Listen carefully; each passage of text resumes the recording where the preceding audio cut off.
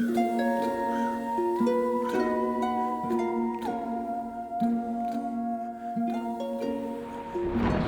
friends.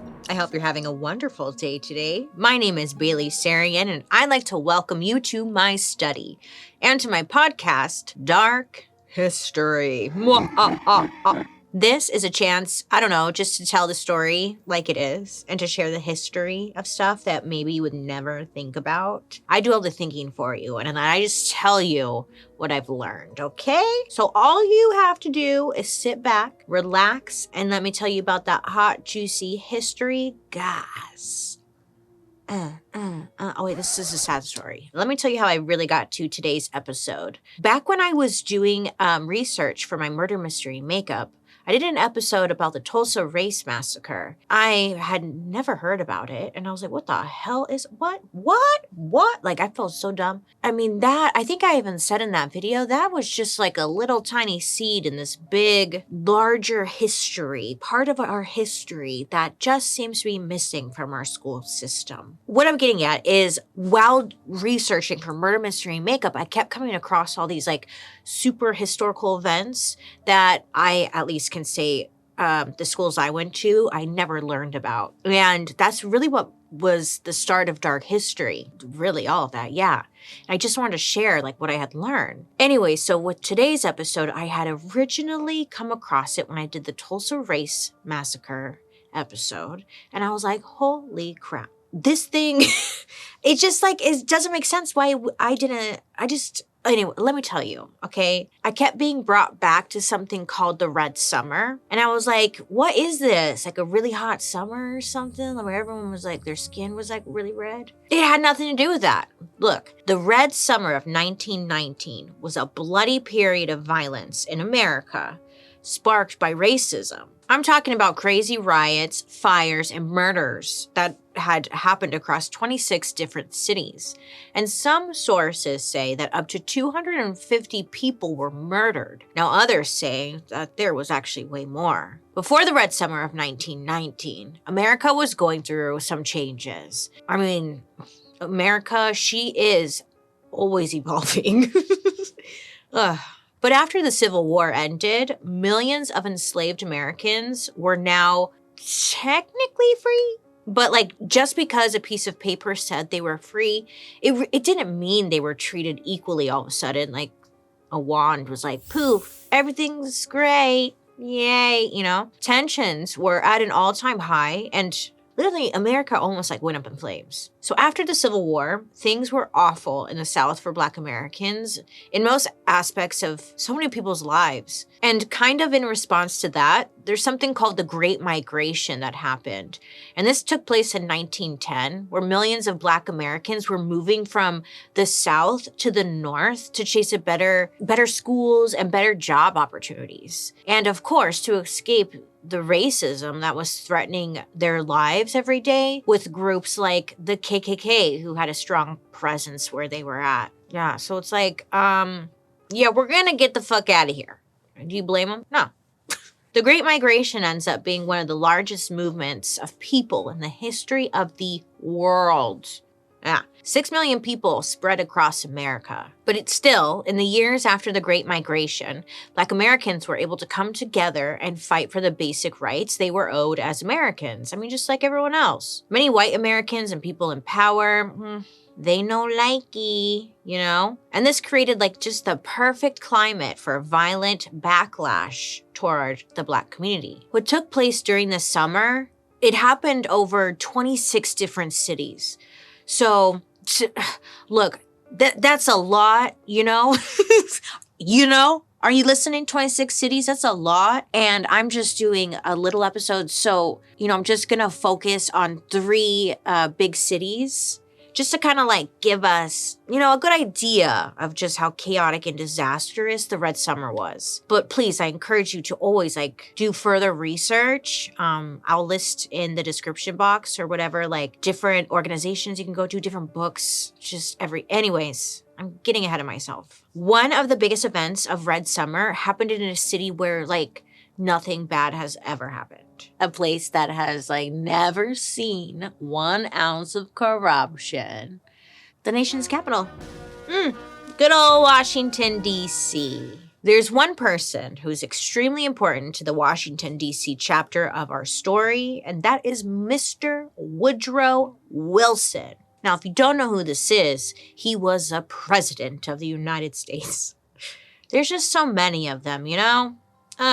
Anyways, so we're going to call him Woody. Now, Woody, as we affectionately called him in our Edith Wilson episode, he was like a lot of men I've known. He seemed like a pretty great guy at first, super charming, friendly, approachable, and hey, he didn't support segregation. He seemed great. I mean, look at him.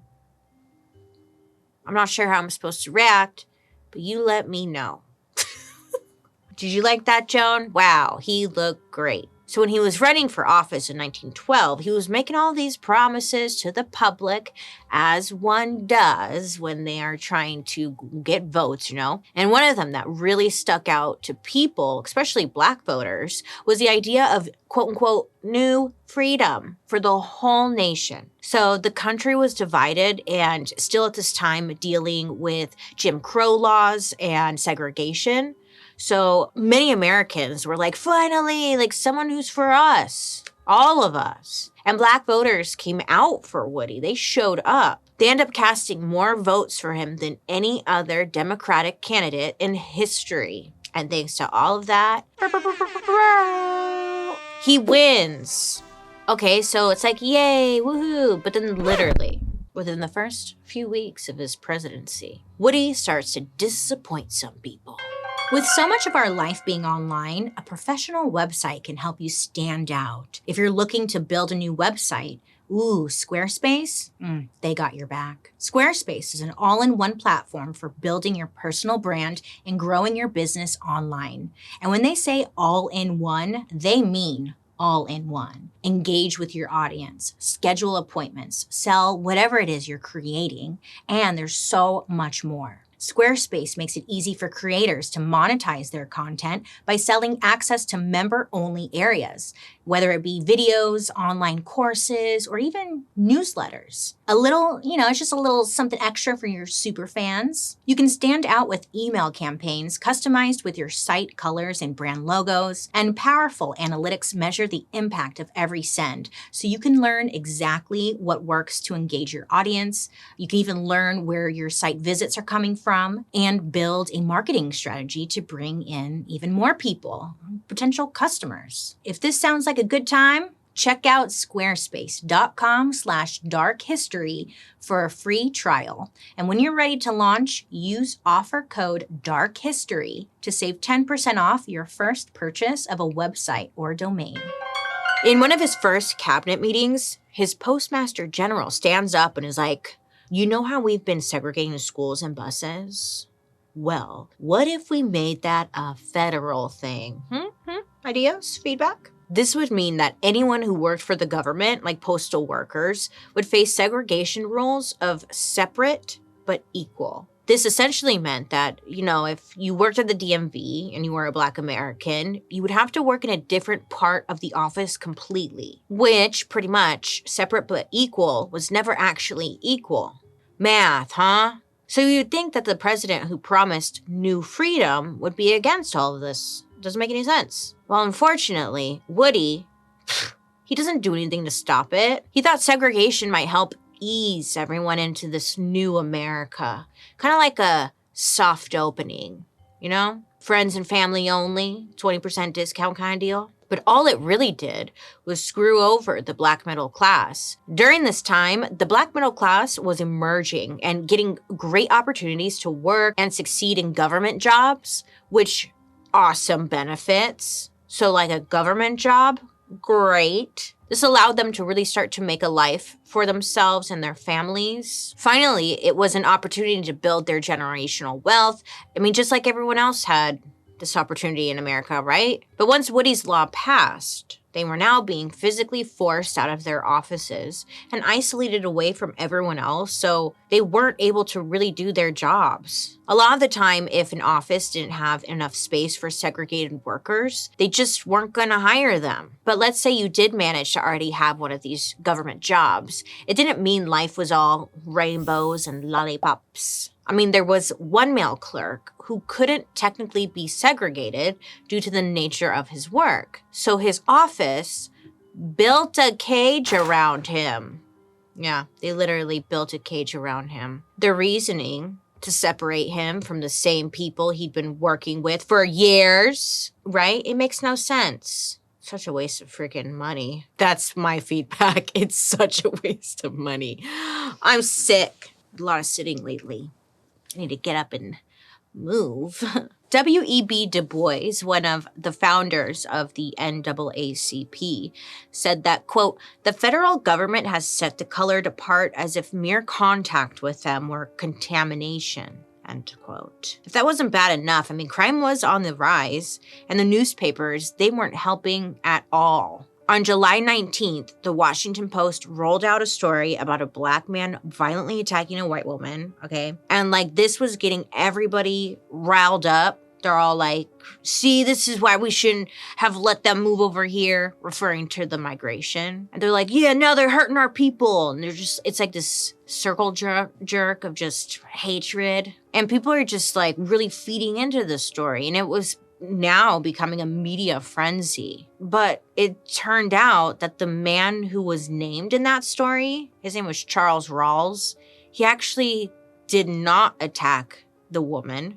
Her name was Elsie Stefanik. She was a white woman, right? And I don't even know why they named this guy. Like, he had nothing to, it was, okay, look. Elsie's husband was in the Navy. So somehow word got back to him about what had happened. And you best believe he brought in his troops to defend his wife's honor and like get even. Pretty soon there were like hundreds of sailors, soldiers, and Marines in uniform out on the streets hunting down Charles or like anybody who looked like him. And the city's newspapers, again, were not helping in any way. I mean, they were mainly white-owned, and they were constantly putting out these completely made-up stories about black men assaulting white women day after day. When this mob of men eventually spots Charles, because they do, who is just at the time on an innocent stroll with his wife, they attack and they beat both of them. Thankfully, they are able to break free and like book it back to home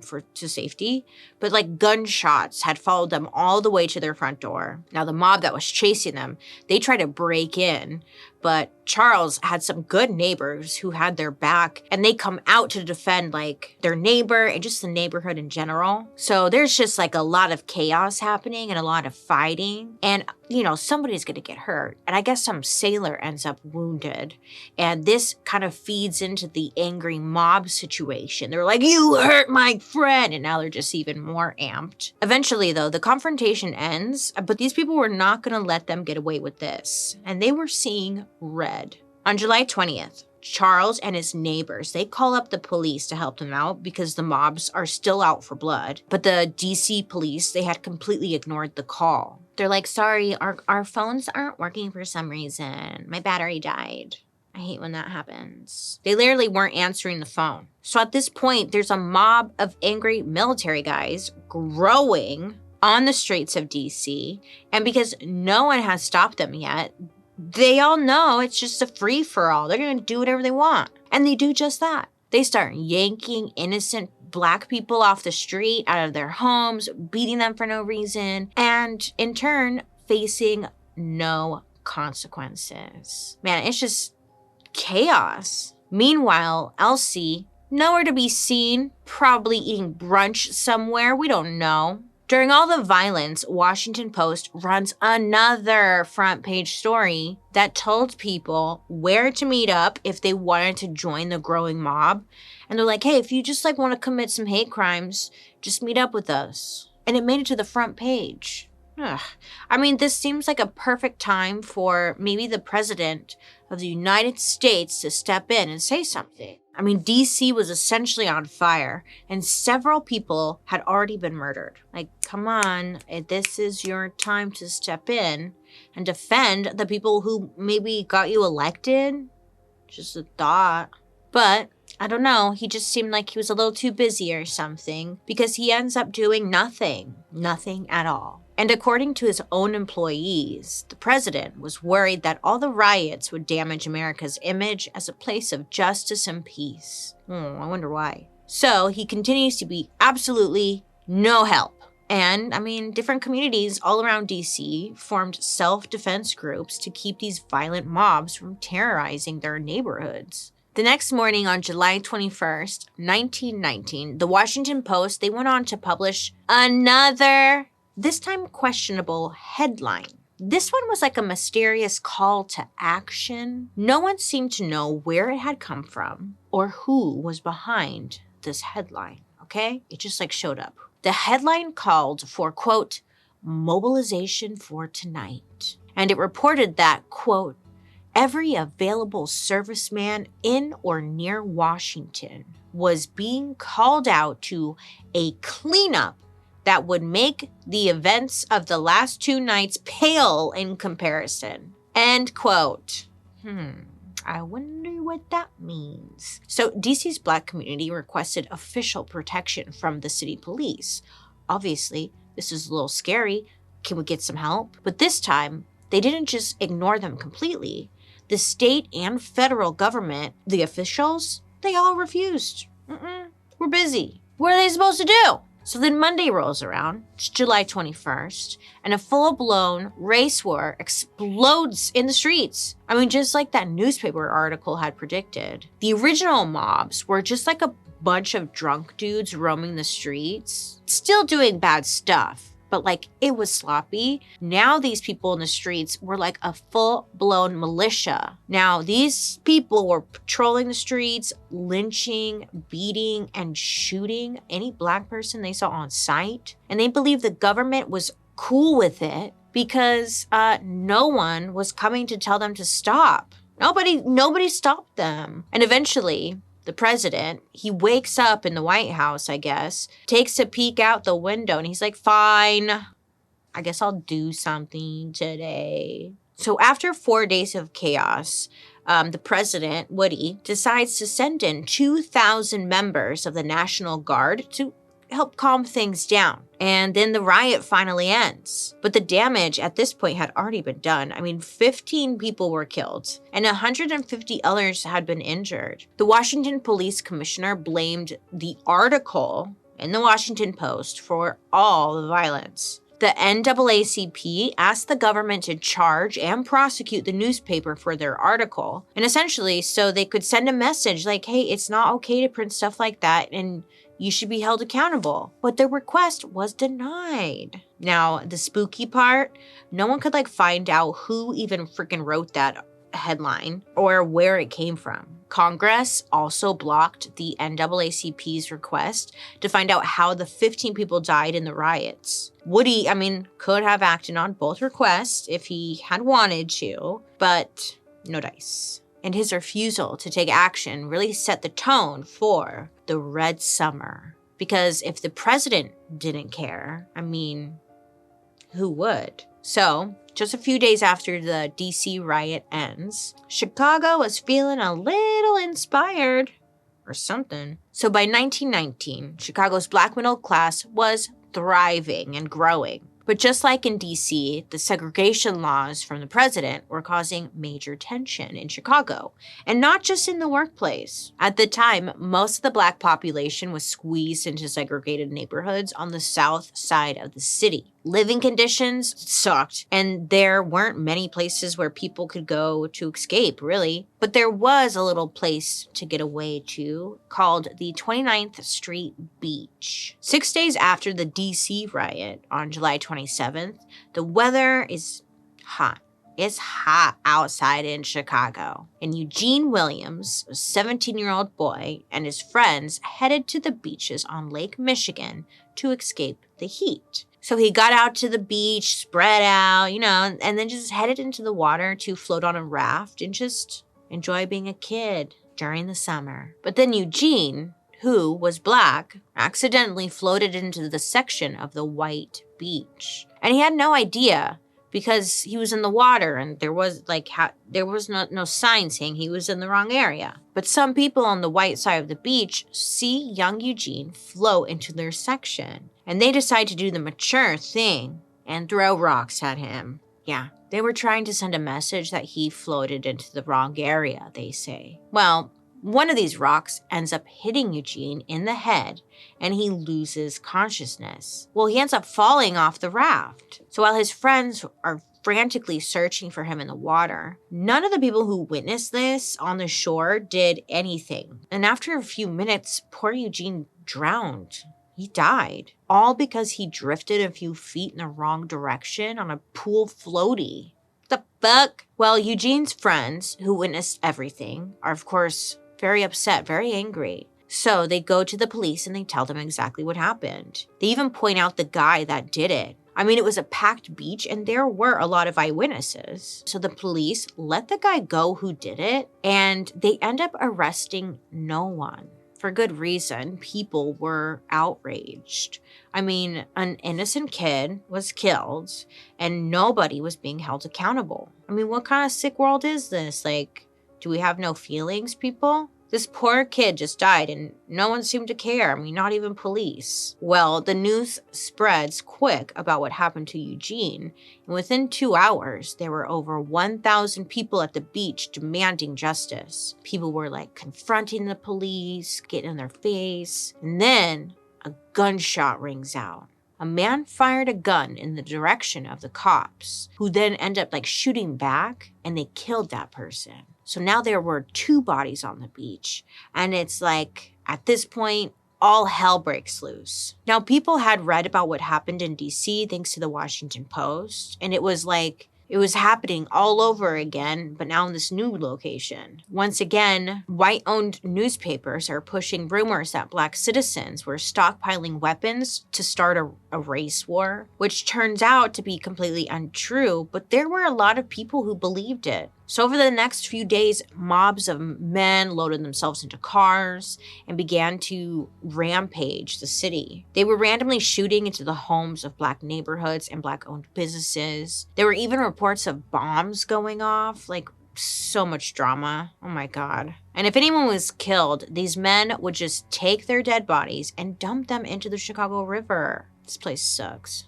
And even if you weren't involved in the riots, Chicago newspapers were telling citizens to be scared. You need to be scared, because in their words, Black bandits were terrorizing the town. Which, it was funny, they never mentioned anything about the white people involved. They were never a terror for some reason, but they were dumping bodies in the lake or river. I don't know. So one city official said he witnessed Black people lighting torches, burning buildings, and then fleeing. But after the riots, the authorities did an investigation and proved that none of the fires were caused by these quote, unquote, Black bandits. It was done by people who wanted to stir up trouble. I don't know, maybe point the finger in a different direction. One of the major areas of the city that was targeted by rioters was an area known as the Vortex of Violence on the south side of Chicago. Because there were so many people moving into such a small area, the south side became overcrowded and did not have many of the basic things people needed to survive, like heat and bathrooms, you know? But still, this was their home. This is their home turf. And Black Chicagoans were going to defend it, as they should. One Black Chicagoan who was a superhero to his community, and honestly should be to all of us, was a man by the name of Jesse Binga. So Jesse founded the first Black-owned private bank in Chicago, and his company grew over the years. So did other Black-owned businesses in the area. It was just doing really well. And Jesse's success made him a target basically right away. So during the Red Summer of 1919, Jesse's business and home were bombed. Oh yeah, someone was trying to take him down, but whoever did it did not destroy the business and home. Ha ha, he's like, I win. He also received a letter from a group claiming to be something called, quote, the headquarters of the White Hands, end quote. I know when I was thinking about it, I was just picturing like those big ass Mickey Mouse gloves. The White Hands, I don't know. But the letter essentially said that Jesse was the cause of the riots because his loans allowed Black Chicagoans to move into white neighborhoods. My God. It ended with, quote, just take this as a warning. You know what comes next. End quote. Did this scare Jesse? No. I'm sure he was scared. But I mean, like, he wasn't going to let this stop him. During the riots, his bank was located in that vortex of violence. So he's kind of like right in the middle of just all the drama and chaos going on. But even though all this was going on, his bank became a meeting place for Black citizens to like share news about what was happening or put together self-defense forces. So there was this group of Black soldiers who had fought in World War I, and they were actually part of these defense forces. This was the 370th Infantry, but that's not the name that they would like be remembered by. This was the only troop run by Black officers, and they fought so hard during the war that the Germans on the other side were terrified of them and gave them the nickname the Black Devils. That got me thinking, like, you know how terrifying you have to be to scare a German soldier? That's badass. So these soldiers returned from the war thinking that America was going to embrace them for defending democracy, defending their country, doing a lot of things that nobody else was going to do, you know? But no, they did not return to a very warm welcome. It was so rude. When the Red Summer popped off, the Black Devils did not stand on the sidelines at all. They dug in and waited for people to attack so they could protect their neighborhoods. The Black Devils saved so many homes and lives that there's actually a big statue dedicated to their bravery that still stands to this day on the Chicago's South Side. The Red Summer riots lasted about a week in Chicago. 38 people died and over 500 people were injured. Over 1,000 homes in Black communities were burned or destroyed. And all on top of this, there were zero consequences for the white rioters, just like in DC. And these riots swept across the whole country. With each city, they just kept escalating. And even though it was bad in DC and Chicago, it gets so much worse when I tell you about what went down in Arkansas or Arkansas. After everything that happened, some people are on high alert while others were getting super paranoid. And then on top of all this mixture of chaos going on, communism enters the chat. Yes, communism. Huh? Why? This is a lot, I know. Being a communist back then meant you did not believe in like social classes and you believed wealth should be equally shared amongst the people. Everyone gets the same size slice of the money pie. And it's essentially anti-capitalism. Who the fuck knows? Everyone kind of makes up their own definitions these days, I swear to God. Anyways, so in the 1910s, the social classes and wealth gaps were starting to get pretty big. So communism was starting to sound like really great to some people, especially in Russia. They love this shit. In 1917, communist leaders took over Russia during a bloody revolution that took down the monarchy or whatever. I guess a lot of people were killed and it was not good. So the powerful leaders over here in America, they see what's going on and they get very nervous. And they're like, oh my God, you guys, people are going to form little communist groups, kill us, and like take our money, just like over there. No, we can't have this happen. So a massive propaganda campaign goes out saying to look out for communist-like behavior. Okay? And they say the places you can expect to see communist meetings are with unions or within unions, and where immigrants and people of color would meet. Weird. Very convenient, huh? So this led to a crazy amount of deportations and arrests based purely on paranoia. So what does all this have to do with the Red Summer of 1990? You know, we were like, Bailey, get to the point. Well, that paranoia would lead to yet another bloody battle, this time taking place in Arkansas. So during this time, Arkansas was experiencing a windfall of money. The price of products, especially cotton, was going through the roof. I mean, it had quadrupled in price from 11 cents a pound to 44 cents a pound. And people were making like some serious money. But the people who were stuffing their pockets with the money were landowners, merchants, and like factory owners. None of the money was being seen by the people who were actually doing the work. to like harvest the cotton, or the sharecroppers. A sharecropper was essentially a farmer on someone else's land who was entitled to a cut of the profits. Now, this model became really popular after the Civil War since slavery was no longer legally allowed. People were like, well, they would get paid for their work, but they were getting ripped off. I mean, the sharecroppers were rarely making even close to what they were owed. So this is when the sharecroppers decide to unionize. Yeah, baby, unionize. There was one man named Robert Hill who formed the Progressive Farmers and Household Union. And his union really led the charge in all this. I mean, Robert and his union started making plans to sue their employers who were screwing them out of their hard-earned money. And all this led to the final and deadliest chapter of the Red Summer, the Elaine Massacre.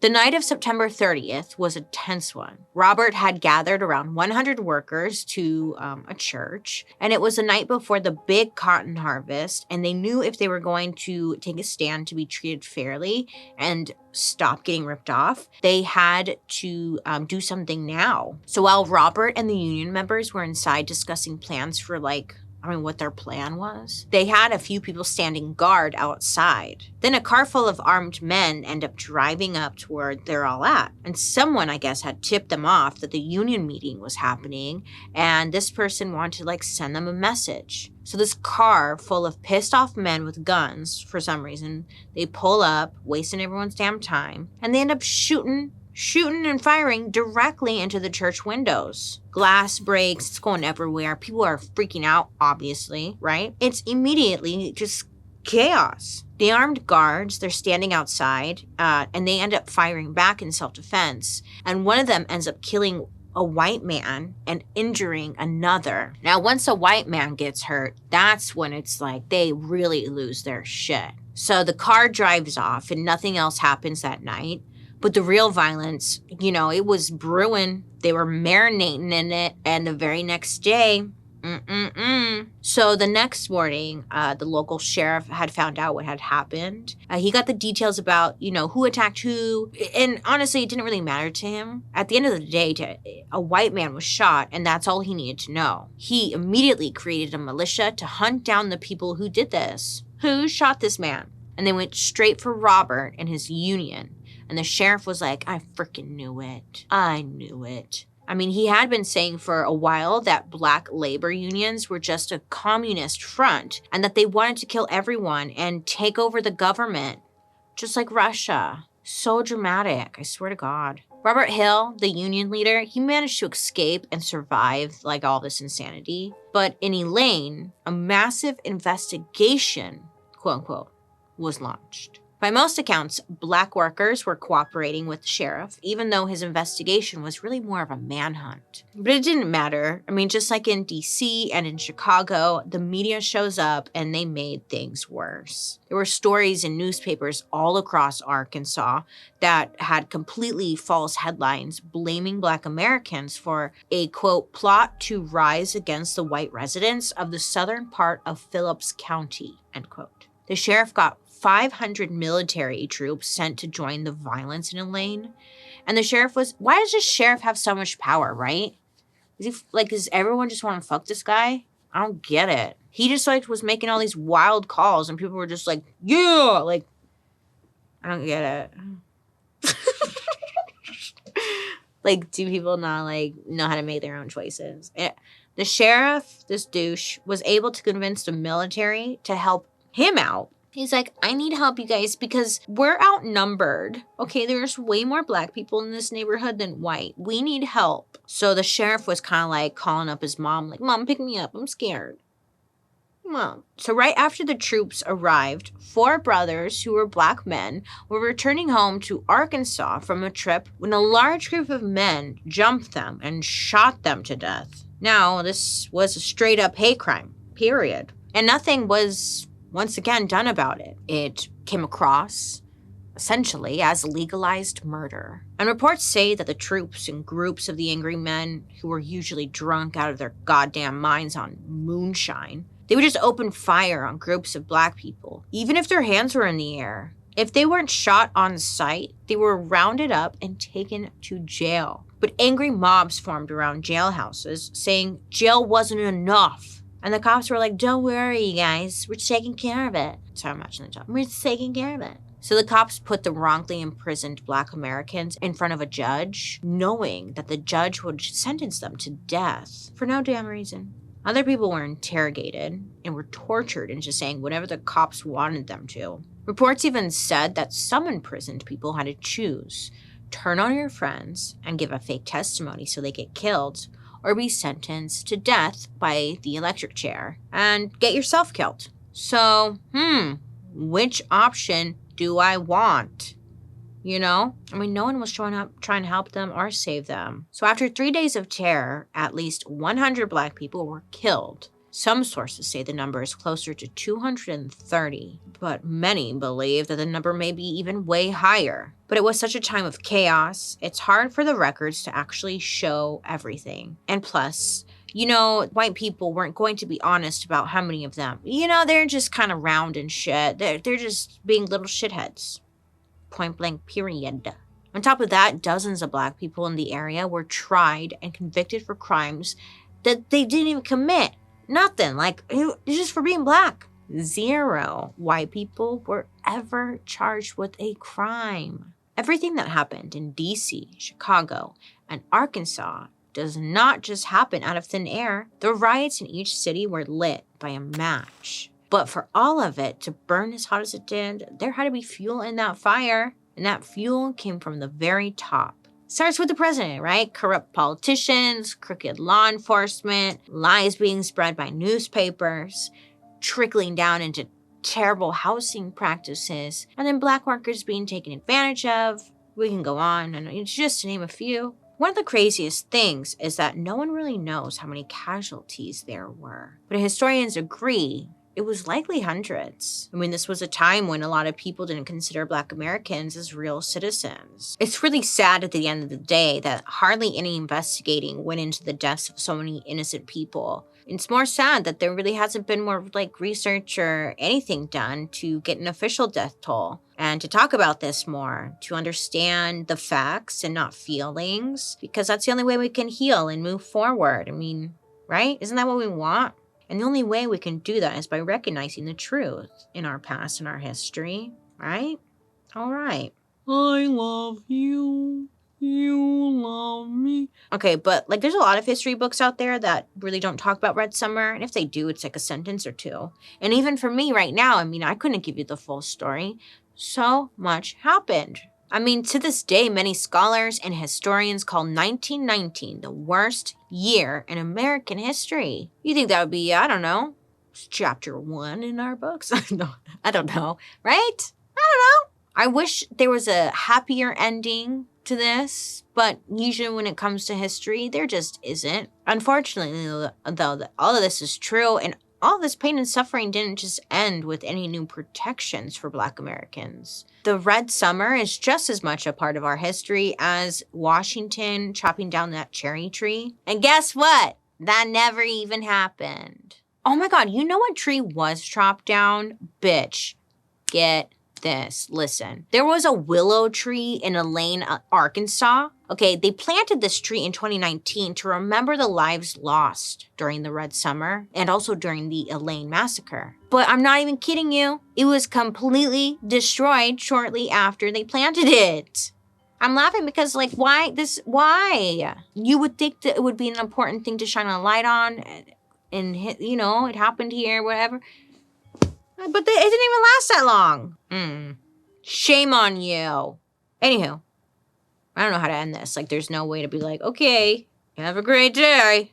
But in the episode description, I will put some links to additional info and organizations to check out. Thank you guys so much for listening, and thank you for learning along with me today. Remember, don't be afraid to ask questions, to further research, and just get the whole story, because there always is one.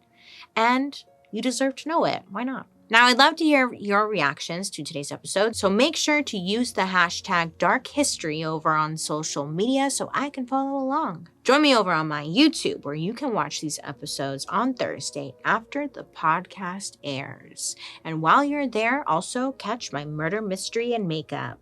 I hope you have a great rest of your day. You make good choices, and I'll be talking to you next week. Goodbye. Dark History is an Audio Boom original. This podcast is executive produced by Bailey Sarian, Junia McNeely from 3 Arts, Kevin Grush, and Claire Turner from Maiden Network. Writers, Katie Burris, Allison Filobos, Joey Scavuzzo, and me, Bailey Sarian. Shot and edited by Tafadzwa Namarundwe and Hannah Bacher. Research provided by Regina Dolza and the Dark History Researchers. And I'm your host, Miss Bailey Sarian. Goodbye.